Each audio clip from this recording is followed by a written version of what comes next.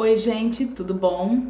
Então, nesse vídeo eu vou falar um pouquinho mais sobre o que eu falei no último vídeo, que é um pouquinho mais sobre biofísica e como a biofísica e a bioquímica estão altamente interligadas, como que elas interferem entre si e como que elas coexistem juntos para gerar a vida. A primeira coisa que eu queria mostrar para vocês é sobre essa matemática da vida, né? Vida é ordem, vida é proporção, vida é organização. Sem ordem, a vida é impossível. Essa aqui é a sequência Fibonacci.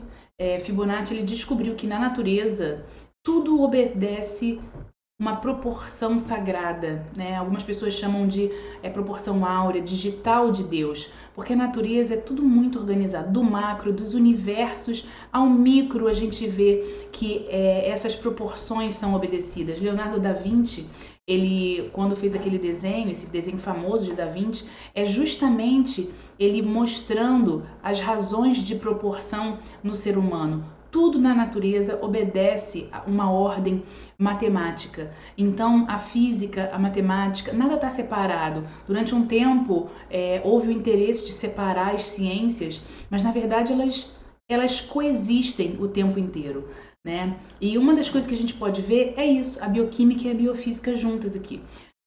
Quando uma reação química vai acontecer, a reação química, na verdade, acontece através da doação de elétrons de um para o outro. E essa doação acontece muitas vezes através de reações de metais, né? Algumas enzimas contêm metais na sua estrutura molecular para facilitar essa transferência de elétrons. É justamente para que possa acontecer a reação química. Muitas das nossas enzimas são metaloenzimas ou metaloproteínas, porque esses metais são os grandes doadores e receptores de elétron que permitem essas reações. Então, por exemplo, aqui a gente vê esse desenho, né? Uma enzima aqui. Isso aqui é um cofator, que na maioria das vezes é um metal. Essa enzima ela só consegue agir no substrato quando ela tem esse cofator ligado a ela aqui, ó, tá vendo? E aí sim ela consegue fazer o trabalho dela. Então, muitos desses cofatores são metais, são nutrientes, cobre, zinco, magnésio, manganês. A gente está tão na moda de falar sobre zinco, sobre isso, sobre aquilo, e a gente não entende muito bem qual a importância deles. As reações químicas dependem, e muitas enzimas para poderem funcionar dependem desses metais, porque eles são os doadores e os receptores de elétrons, e aí vem a física, porque sem isso a reação química não pode acontecer, né? Então, o nosso corpo ele está em constante equilíbrio, e um equilíbrio dinâmico, um equilíbrio de nutrientes. E esses nutrientes e esses metais, cada um deles age de forma diferente no nosso corpo em equilíbrio. Por exemplo, a tireoide. A tireoide ele é um órgão muito rico em iodo, né? Selênio também e tal, mas predomínio do iodo. O iodo ele tem uma determinada frequência em hertz, 62, 66 hertz. O magnésio 67, 70 Hz, coração é muito rico em magnésio. Cérebro, rico em zinco, 72, 90 Hz. Os ossos, ricos em cálcio, 38, 43 Hz.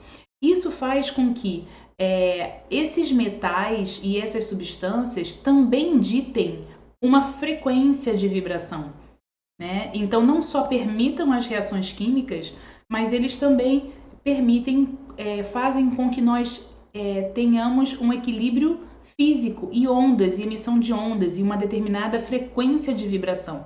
Quando somados, temos o nosso corpo, né, em harmonia, que gira em torno dos 324,7 mais ou menos. É a vibração do conjunto dos órgãos e dos nossos metais e nutrientes em equilíbrio, em harmonia, que é mais ou menos a frequência do cobre. Por isso que dizem que o ser humano vibra na frequência do cobre. Cada animal e cada matéria tem a sua frequência base, digamos assim, né? São os harmônicos do cobre. E é isso. O nosso corpo, tudo que está acontecendo aqui depende desse equilíbrio. Então, se imagina, quando há falta de um desses nutrientes, o que acontece quando eu tenho falta de iodo, por exemplo? A minha tireoide vai sentir, a minha tireoide vai estar em desequilíbrio, não só pela dificuldade das reações bioquímicas, mas também um desequilíbrio que eu posso perceber também na frequência da minha tireoide. Se falta cálcio, meus ossos vão sentir, né? Tô dando só o exemplo dos ossos para facilitar, mas existem muitos, assim como o iodo, tem muitas outras funções. O zinco, a falta de magnésio. O que acontece quando a gente tem falta de magnésio? A gente também tem um desequilíbrio energético e um desequilíbrio bioquímico. O que acontece quando falta vitamina C, quando falta ferro, né? Quantas doenças nós poderíamos citar relacionadas a esse desequilíbrio? E quando há excesso? Da mesma forma, quando há excesso, a gente fica intoxicado, porque o excesso também não é positivo. O excesso de ferro inflama, né? O excesso, a gente sabe da toxicidade de várias substâncias, né? Quantas doenças neurológicas e autoimunes e até cânceres são causadas pelo excesso.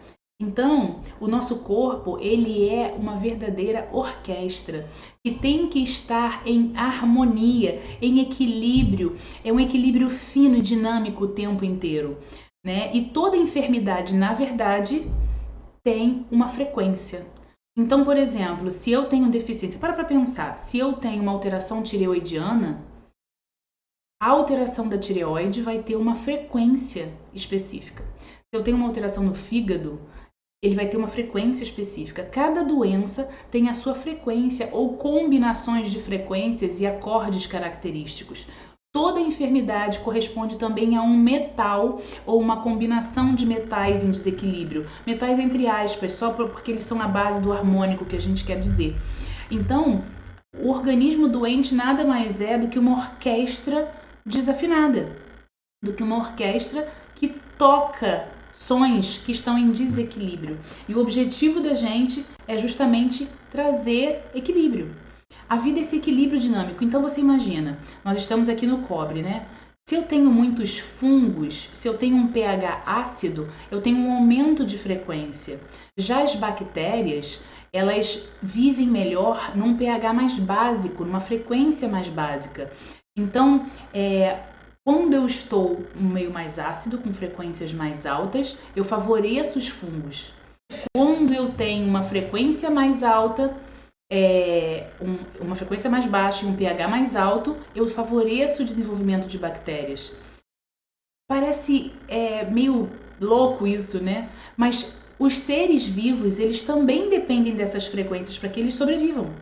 Cada ser vivo, como eu falei no início, tem facilidade mais de viver em uma determinada frequência. Então, essas alterações também vão favorecendo as infecções e o crescimento bacteriano, o crescimento de fungo, né? Então, o que a gente pode perceber é que as frequências, elas estão o tempo inteiro influenciando a nossa vida e que a bioquímica e a biofísica estão extremamente interligadas, né? Então, não dá para separar, gente, está tudo interligado, entendam isso. Eu espero que vocês tenham entendido um pouquinho como os metais, os micronutrientes influenciam na nossa vida, desde a bioquímica até a biofísica. Nada está separado, gente.